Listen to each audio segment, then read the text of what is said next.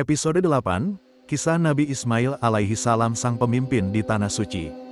Setelah Nabi Ibrahim alaihi salam meninggalkan Hajar dan Nabi Ismail alaihi salam di lembah Tandus yang kini menjadi Makkah, kehidupan di sana perlahan mulai berkembang. Dengan mukjizat air Zam-Zam yang muncul dari tanah, Hajar dan Nabi Ismail alaihi salam dapat bertahan hidup. Tidak lama kemudian, sebuah kafilah dari suku Jurhum yang sedang melintas menemukan mata air tersebut. Mereka meminta izin kepada Hajar untuk tinggal di sana. Dan dengan izin Allah, mereka pun menetap. Suku Jurhum kemudian hidup berdampingan dengan Nabi Ismail alaihi salam dan Hajar, menjadikan lembah Tandus itu sebuah permukiman yang berkembang. Nabi Ismail alaihi salam tumbuh menjadi pemuda yang kuat, bijaksana, dan memiliki akhlak yang mulia. Ia belajar bahasa Arab dari suku Jurhum dan akhirnya menikah dengan salah satu wanita dari suku tersebut. Kehidupan Nabi Ismail alaihi salam terus berkembang seiring dengan bertambahnya penduduk di sekitar Zam-Zam. Setelah bertahun-tahun berpisah, Nabi Ibrahim alaihi salam kembali ke Makkah untuk mengunjungi anak dan istrinya. Ia sangat bahagia melihat putranya telah tumbuh menjadi seorang pemuda yang saleh dan memiliki kehidupan yang baik. Namun, kunjungan ini bukan sekadar pertemuan biasa.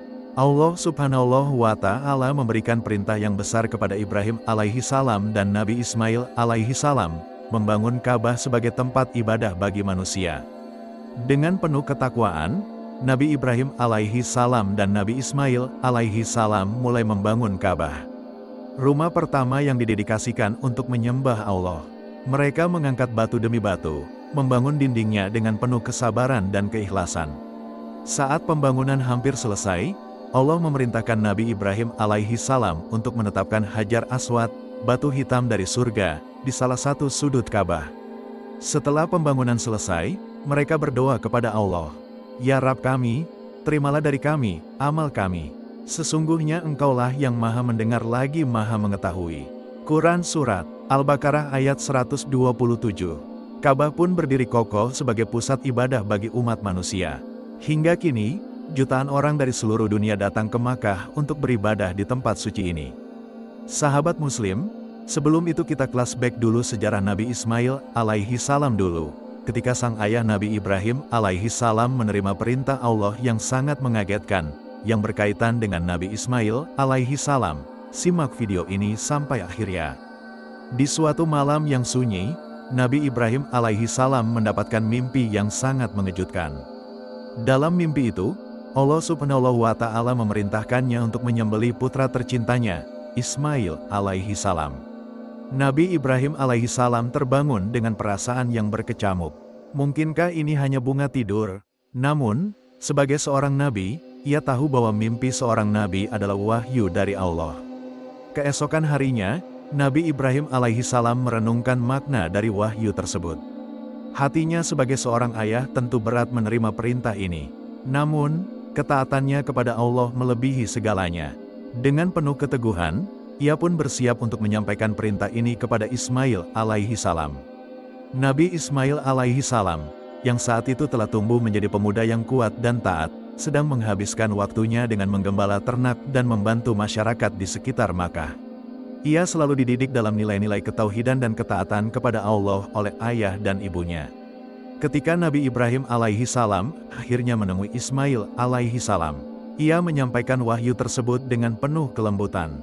Ia berkata, "Wahai anakku, sesungguhnya aku melihat dalam mimpiku bahwa aku menyembelihmu.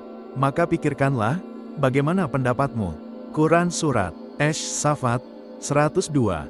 Tanpa ragu sedikit pun, Ismail alaihi salam menjawab dengan penuh keyakinan dan kepasrahan. "Wahai ayahku, lakukanlah apa yang diperintahkan kepadamu. Insya Allah engkau akan mendapatiku termasuk orang-orang yang sabar." Quran Surat Ash-Shafat 102. Jawaban ini menunjukkan keteguhan hati Nabi Ismail alaihi salam. Ia tidak menolak, tidak mengeluh, dan tidak ragu sedikit pun.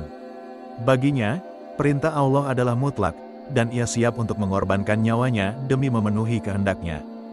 Dengan hati yang penuh keikhlasan, Nabi Ibrahim alaihi salam dan Ismail alaihi salam bersiap melaksanakan perintah Allah. Mereka berangkat menuju sebuah tempat di Mina, di mana penyembelihan akan dilakukan. Di sepanjang perjalanan, Setan berusaha menggoda mereka agar membatalkan niat tersebut. Setan membisikkan keraguan kepada Nabi Ibrahim alaihi salam, mencoba membangkitkan rasa kasihan kepada putranya. Namun, dengan iman yang teguh, Nabi Ibrahim alaihi salam mengusir setan dengan melemparinya dengan batu. Setan pun tidak menyerah. Ia mencoba menggoda Nabi Ismail alaihi salam agar merasa takut dan membangkang. Tetapi, Ismail alaihi salam tetap teguh dalam pendiriannya.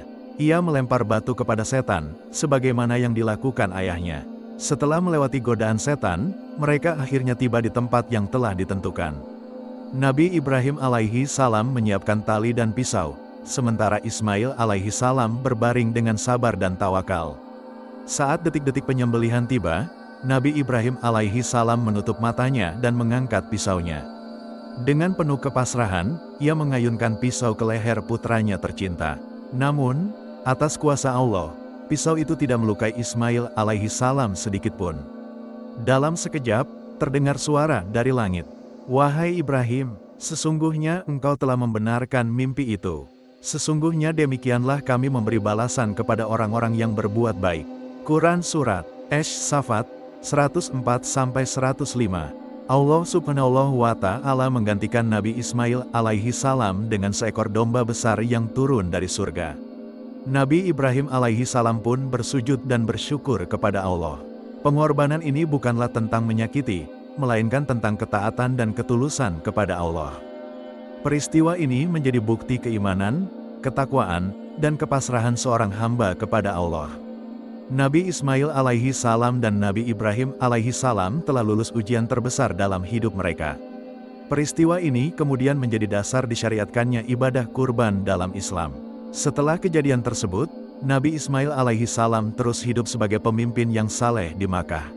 Ia mengajarkan tauhid kepada masyarakatnya dan meneruskan ajaran ayahnya. Dari keturunannya inilah lahir Nabi Muhammad SAW, yang menjadi nabi terakhir bagi seluruh umat manusia. Akankah perjalanan keturunan Nabi Ismail alaihi salam terus membawa cahaya Islam ke seluruh dunia? Saksikan dalam episode berikutnya, keturunan Ismail alaihi salam dan jejak kenabian.